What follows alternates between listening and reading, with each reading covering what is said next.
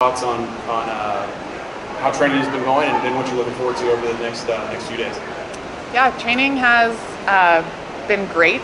The best year of training in my life, and coming off a great summer last year. So, you know, there's always so many variables going into this, but I think I've put myself in the best position to have a successful trials and come out of it pleased with my performances.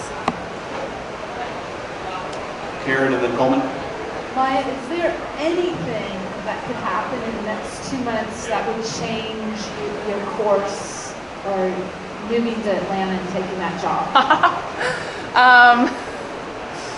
No, I think, you know, it's kind of hard to, some people see it as like, oh, you're swimming so well, so why not keep going? But I think part of the reason why I am swimming so well is knowing that I have a hard stop date. And so it's so much easier to be excited about all of this and give it everything I have when I know that this is my last go through. So I don't think that that's a sign that I need to keep swimming. I think it's a sign that my preparation this year has been really good and that I'm ready to move on to something new.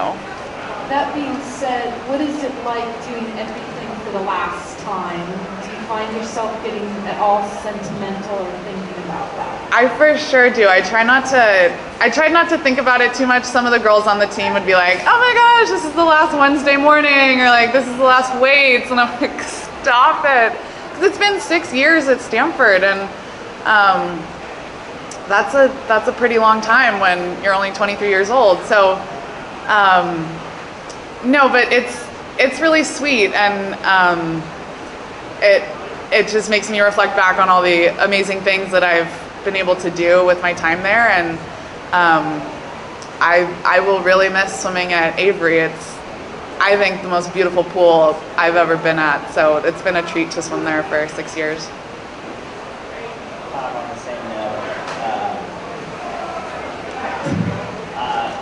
so like, how does it feel to arguably be in the best form you've been in after a couple years ago?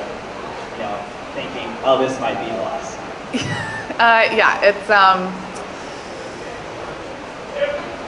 it's strange, but it kind of just goes back to the way I've always swum. Like, it's always been a little bit better, a little bit better. There have been some years, obviously, where it hasn't gotten better, but it's just been like steps forward. And so I'm so grateful that I've been able to keep improving. I know that doesn't happen for everybody, and I'm in a unique spot. So I just want to enjoy it and recognize the great position that I'm in, and that you know, to be able to be going best times at 22 and 23 and at meets like Santa Clara. Greg was joking, like, you're an age grouper, like, you just keep dropping times in all these random events. And so I definitely don't want to lose the novelty of that and how special that is right now. Dana was talking about this a little bit yesterday, where she's got a husband and a newer baby, and she can, you know, when the swimming goes away, she's going to have that. And that's allowed, freed her up and allowed her kind of a different perspective. And I'm wondering if it's the same with you, knowing your new marriage and your new career that awaits. You have something beyond. For so many other people, this is their be all and end all. Yeah. And I'm wondering how that's going to give you the perspective to handle whatever is going to happen. Yeah, it's been so critical, and I think that's part of the reason why I've been able to like stay relatively calm and sane this year, is just knowing that I have Rob, who's amazing and doesn't really care. Like, you know, he gets it. He gets swimming and knows how big of a deal this is, and obviously wants it for me. But I know at the end of the day, I have that support and that love, and that, you know, it's going to be fine. We booked a trip to London and Paris at the end of August, and so that's kind of been a nice way to take a break from thinking about the swimming, is like, where are we gonna eat in Paris, and like, how much weight can I gain per day eating croissants? And so obviously I'm super focused on the meet right now, and I'm really excited to swim, but it's just so nice to have that break and knowing that life goes on after this 8 days and hopefully the next month or so. Dan and Pat. Can you talk about your career change? What exactly are you going into, and what are your decisions to go that direction?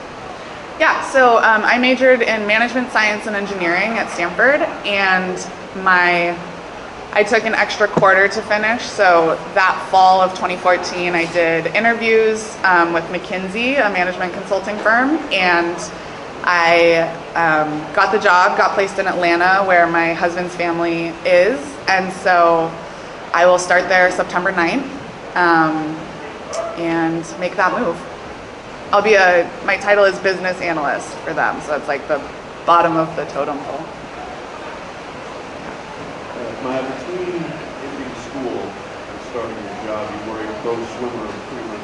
Did you get intellectually bored at all, or what have you done to stimulate your brain? So bored.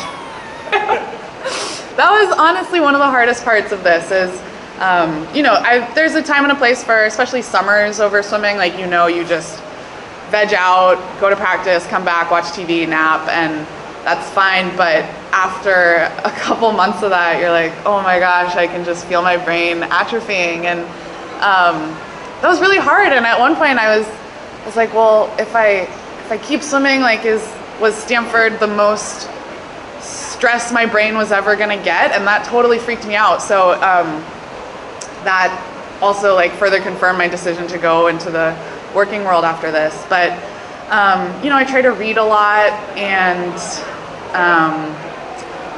Rob, my husband, is a software engineer, so he'll give me little like coding exercises to do, and that's kind of fun. And then there were like training skills for McKinsey for when we start, and so that was nice to be able to have some online like modules to do and just kind of get back into that a little bit. So there's been a little bit of speculation about what event you're going to swim. Obviously, that potential triple on day 4 with the 200 free final, 200 fly semi, 200 IM final. Obviously, you're going to swim 400 IM, but what's the plan for that trunk events? Yeah, so Greg and I had planned out my event schedule, and I thought we were good to go. And then everybody kept coming up to me being like, "Oh, this triple that you're in." I was like, "What?" I had no idea I was entered in the 200 fly. I guess it's good to hedge your bets at this meet and just over-enter just in case something should happen. But as of right now, I'm planning on swimming 4 IM, 2 IM, 2 back, possibly 200 free in the morning just to see if I can do a time, but that may change as well. And so the 400 IM tomorrow, pretty much your best race, I think it's fair to say. Big race against Elizabeth Leslie is doing really well, and obviously Katie Ledecky, if she's in her ridiculous freestyle. So what's sort of your expectation as far as strong strokes, where, and how are you planning on approaching that race? Yeah, I mean, you can't get too much into how other people swim that race. Everybody swims the 400 IM and 200 IM differently, and my strengths have always been solid fly, great backstroke, okay breaststroke, solid closing freestyle. So I can't magically switch that based on how other people are swimming. So I just have to make sure that all my strokes are firing and put together the best 400 that I can have.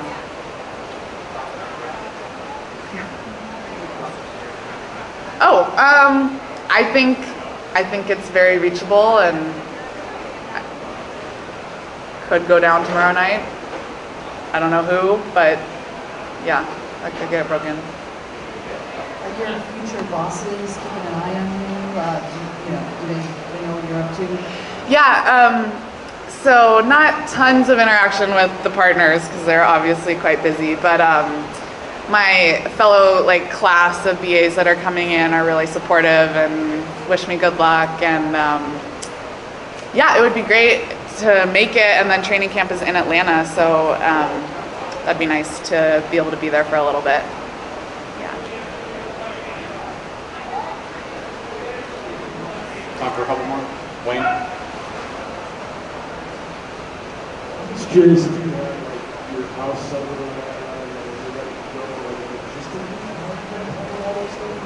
Yeah, so the house is in the works. We have a realtor. We've done a couple days of house hunting in Atlanta. When I was out there for the Atlanta Classic in May, we did a day.